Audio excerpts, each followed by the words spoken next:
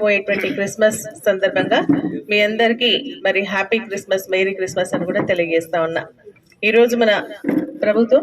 అన్ని పండుగలు కూడా మన అందరం కలిసిమెలిసి జరుపుకునేటువంటి ఆనవాయితీ మరి మన దేశంలో, మన రాష్ట్రంలో ఉంది. అందుకనే ఈ రోజు క్రిస్మస్ పండుగ కూడా మరి అందరం కలిసిమెలిసి మరి ఒక పండుగను జరుపుకోవాలన్న ఆలోచనతో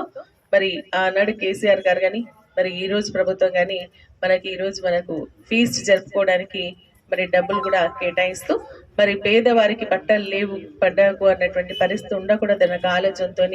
మరి బట్టల పంపిణీ కార్యక్రమాన్ని మన తెలంగాణ ప్రభుత్వం ప్రారంభిస్తే ఇప్పుడు దాన్ని కంటిన్యూ చేస్తూ ఈ రోజు మళ్ళీ మన బట్టల పంపిణీ కార్యక్రమాన్ని కూడా మన గిఫ్ట్స్, క్రిస్మస్ గిఫ్ట్స్ ని కూడా